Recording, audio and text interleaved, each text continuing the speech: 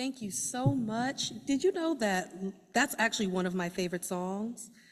And when I was putting together my reflections for this morning, that was the song that was in my spirit as I was meditating. So it's such a joy and a blessing to my spirit.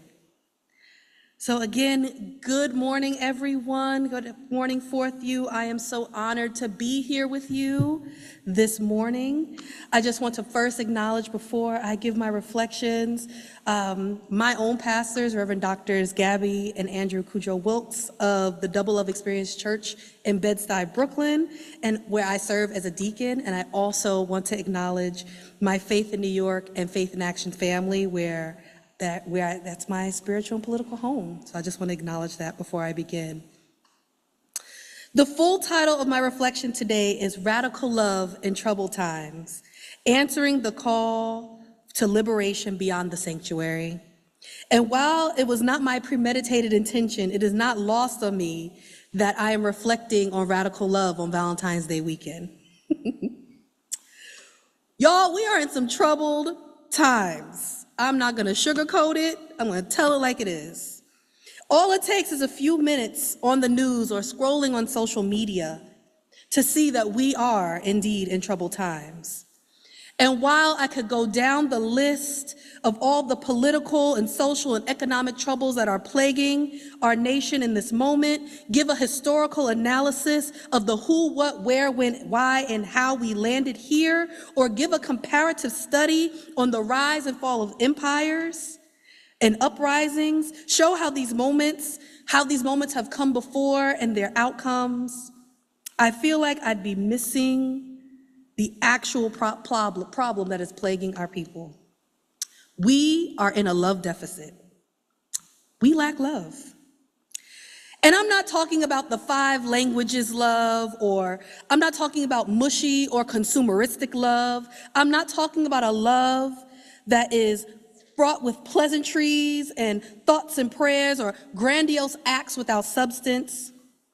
I'm talking about a radical love that is rooted in an understanding that your life and my life are intrinsically linked. I'm talking about the South African Ubuntu philosophy. I am because you are. I submit to you this morning that the American individualism and capitalistic greed that has lied to all of us. We are not merely a sum of what we can produce and provide. We cannot only see ourselves divorced from each other. We cannot exist in isolation. We cannot build social clubs and sanctuaries of our own personal comfort and sameness. We are one another's keeper. In troubled times where rights and humanities are being stripped at the stroke of a pen, where selfish allegiances are selling out the people, we are being confronted with the question, which side are you on? Which side are you on? And I'm not talking about red or blue or colors. I am asking, are you on the side of radical love and liberation? Are you answering the call to act for justice in these troubled times, or are you sitting on the sidelines? If we do not figure out how to radically love each other with compassion, with courage, justice, solidarity, and a bold prophetic imagination, we will have nothing. So how do we do this? How do we see one another's liberation tied to each other? In the scripture reading for this morning, 1 Corinthians 12, 25 to 26, we're given an analogy of the body. I love this analogy. It's such a simple, easy to see and understand analogy. In the context of the scripture, we're given the church, but I want to replace church with the community. I want to give this analogy of how the body works together, all the different parts. I love it because it's such a clear model for how we are to operate in community, especially in this moment. The body is an interdependent web of existence. You and I, are an interdependent web of existence. And I know it can be challenging, deeply challenging right now. When for some of us, all we want to do is disconnect from the onslaught of just what is happening. Or maybe you're in a different place.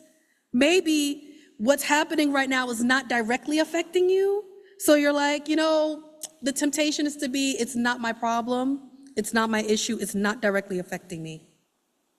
But that's not how interdependence works. That's not how radical love works. That's not how the body works. If any of you have ever been sick, and y'all, I had a cold last weekend. It didn't matter that my feet were fine. It didn't matter that my legs were moving and my arms were moving and my fingertips were fine.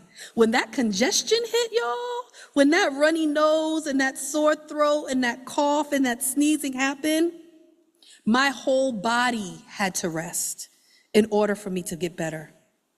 My feet could not leave and say, I'll holler at you later when you get better. My whole body had to be in it. Friend of Faith in New York, Rabbi Jonathan Frederick, said this to us on Thursday night during our clergy faith leader listening session. We're in the same storm, but we're not all in the same boat.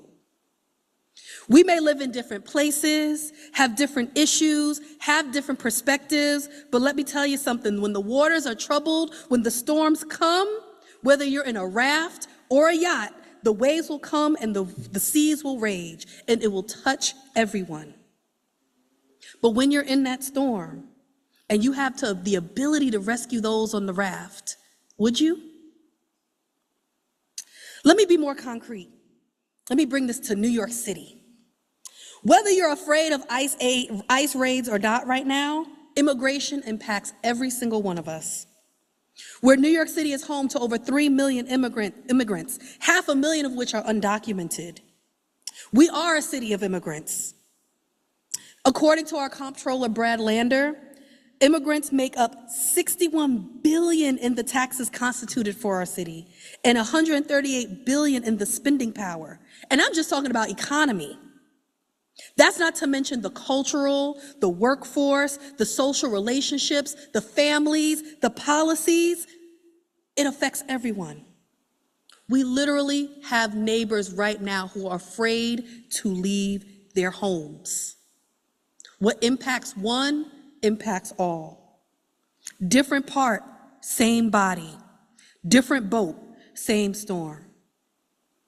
I love how Bell Hooks says it. The moment we choose to love, we begin to move towards freedom, to act in ways that liberate ourselves and others. Y'all, if we want to be free, we have to exist in community. The divisive language and actions of our current climate, they're tactful. They serve to keep us separated, not see ourselves in one another, not see our liberation intrinsically linked in one another. Because if we actually saw ourselves in one another, that your pain is my pain, that your flourishing is my flourishing, oh, how our communities and our congregations and our policies will look completely different. I can only imagine what justice would look like right now if our communities, if our nation truly lived as radical love as its core value.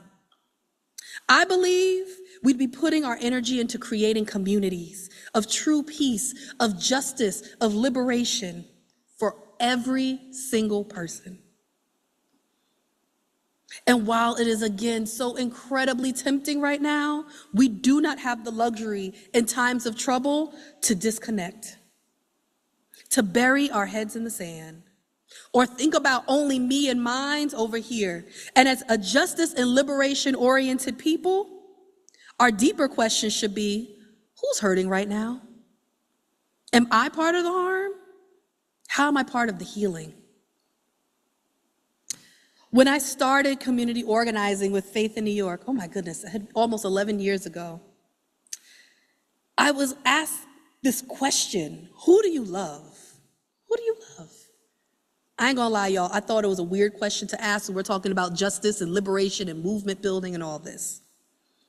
It wasn't the question of what makes you angry, who is being unjust, what are the issues? It was, who do you love? Love calls you to act. And in community organizing, our first act of love is listening. We do listening campaigns. You don't know why we do listening as our first act of love?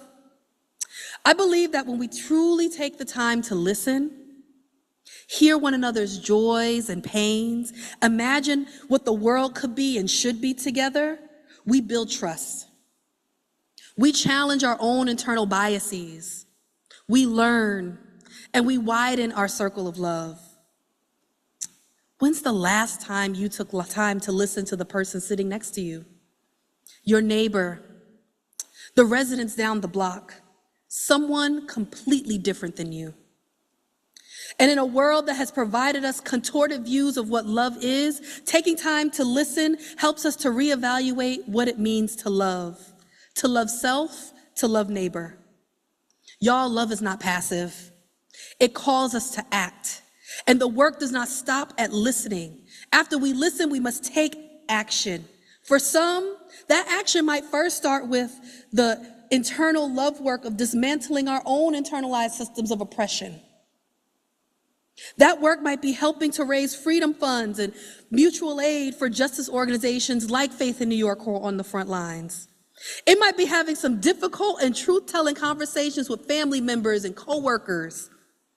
It may be educating people and registering voters in the neighborhood so that we can work together to elect officials and pass laws that reflect justice for all. And as a side note, y'all, our beloved New York City has a very critical mayoral and city council election this year. And just as a note, New York City has some of the lowest voter turnout in a large city in the nation. Last year, only 54% of eligible voters voted in the presidential election, and the year before that, only 12.8%. I see that as a justice and love issue. At the end of the day, we all each have a different role to play. We each have a different action to hold. And in a time where fear, anxiety, and divisiveness are running rampant, we must answer the call to be agents of love and liberation. Everyone's role is important. Your role is important. You are important.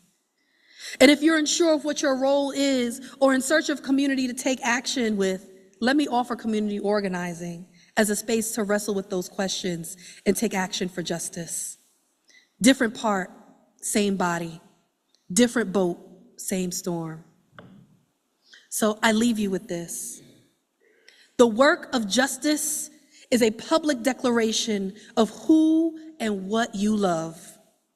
When we tap into radical love, we're tapping into the courage to act, to dismantle the injustices and systems of oppression that are harming all of us. What challenges have stood in the way of fully practicing radical love for yourself and your community? And how are you being called to put radical love into action? Bless you.